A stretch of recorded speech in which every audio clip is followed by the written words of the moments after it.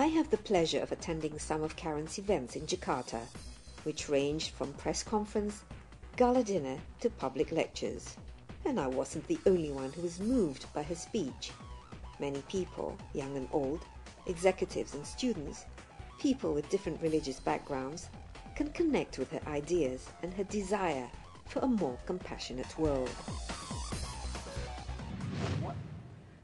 What role do you think Indonesia can play in the world these days, particularly given our sort of uniqueness? Well, I think a great one, and I'm thrilled to find there's so much going on here with the Charter. You know, there's moves to, make a compassionate city here.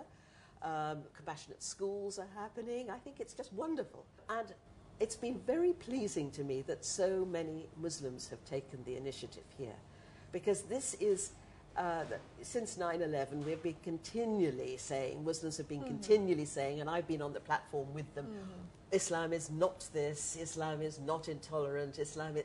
But now it's time to show what Islam is. What is Islam? What is the call, Quran, but a call to compassion?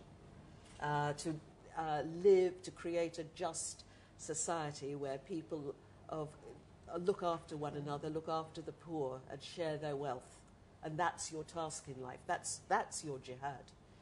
And so to see Muslims taking a role in that, showing what Islam is, I think Indonesia could make a wonderful contribution. Are you optimistic, though, about the future? Now, it's so polarized, especially, religions are very much a sensitive issue. And I'm very much, I have a very dark look at the world, really. But we cannot afford to lose hope, because we've seen what happens when people have despair and feel they have nothing to lose. And that's when you get terrorism and you get hatred. I'm encouraged by the response to this very quixotic idea that I had. None of us thought it would take off in the way that it has. And it shows that people recognize a need. Because it's nothing to do with religion, really. It's our humanity. People flock to hear the Dalai Lama in tens of thousands, or Desmond Tutu, because they see here what a human being can be and know that our heart cries out for it. And also, these sages, people like the Prophet, peace be upon him, the Buddha, Confucius, Jesus, Hillel, they were living in societies like our own, where violence had reached an unprecedented crescendo. Violence looks puny to what we have today, but it was terrifying at that time and disturbing. And so they said, look, if we don't behave according to the Golden Rule, we're going to destroy one another. And that's when... and that voice has remained. That voice, sometimes, as the Quran says, we're forgetful. We need a reminder. And so I think the Charter's just a reminder. We all know we've got to be compassionate. We all know that that is where we are our most humane. Here in Indonesia, despite our national motto, unity in diversity, we sometimes forget that our common humanity and nationalism matter more than our religious differences when it comes to creating harmony. We often forget that Pancasila, the philosophy that embraces the country's diversity in religion, ethnicity and culture, is not something of the past or mere lip service. Diversity is the very foundation upon which this country is built. And unless we constantly remind ourselves of these values, we are at risk of becoming a country that is intolerant of minorities and religious differences, something that would undoubtedly undermine the future and unity of the country. And the golden rule is we don't do unto others what we don't want to have done to us. Yes. Karen, are you happier now than you were years ago when you had depression? Heavens, yes. And my life's been a fairy story, really. I'd never have dreamt of doing this. And here I am with you in Indonesia, meeting all these wonderful people, and going to, studying and discovering new worlds.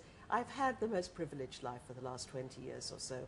And it's something I could never have envisaged. Often, you know, I often say that to young people. If you don't get what you want at the beginning, it's not a disaster. You may find something much richer, almost by accident. And you've certainly enriched our lives, and we're looking forward to more books. Thank you. Thank you again, Karen. And let's hope this is not your last visit to Indonesia. Thank you very much indeed. Okay. Indonesia's prominent educator and initiator of Indonesia Mengajar, or Indonesia Teaches, Anies Baswedan, gives his opinion on the state of tolerance in the country.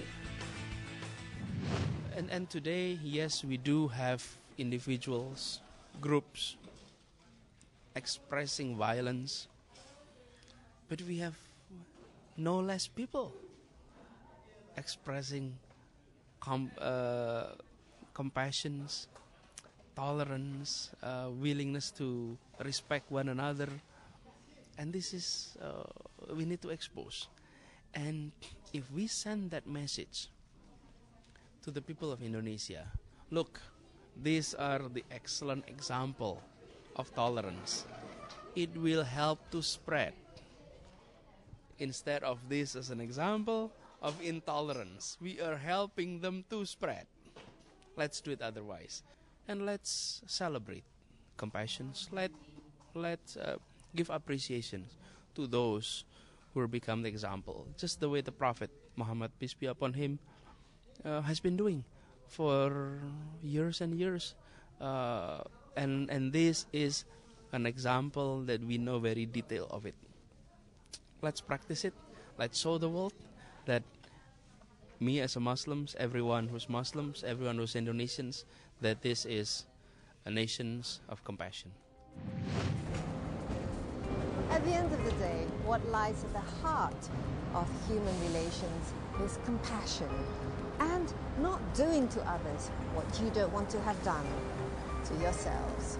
And that's all for this episode. Don't forget to join me next month where we meet another figure who makes a difference to our lives, here on Face to Face with Daisy Anwar, bringing you the world. So I do urge you to join me in this charter, to building this charter, launching it and propagating it, so that it becomes, I'd like to see it in every college, every church, every mosque, every synagogue in the world, so that people can look at their tradition, reclaim it, and make religion a source of peace in the world, which it can and should be. Thank you very much.